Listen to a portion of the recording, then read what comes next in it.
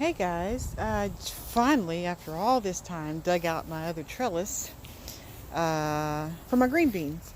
Again, there are bush beans. Last year I grew bush beans and they pretty much stayed this size if they were bush beans, and they would continue making green beans. You pluck them and more come.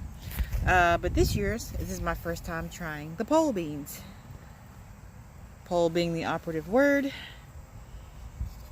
and they grow up on a pole or a trellis. And so I've never grown pole beans before, and we'll just have to keep an eye. I didn't plant very many.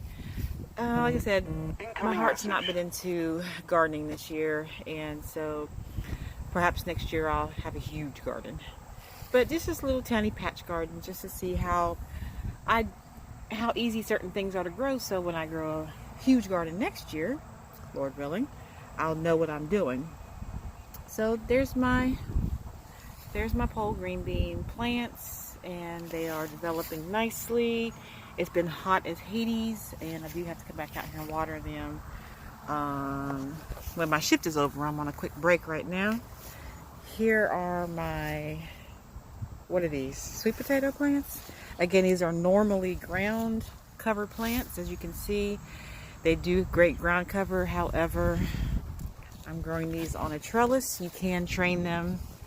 I haven't been out here so long, and I think these would be just so wonderful.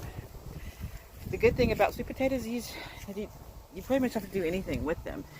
There are very easy ways to get them started. You create, I think it's called a slip, and you put them over a glass or a jar of water, and they develop roots, and you plant them. I think that's the best way. I'm impatient. I just threw them in the ground and said, you know what? Nature take its course. So as you can see, all these are doing quite well on this trellis.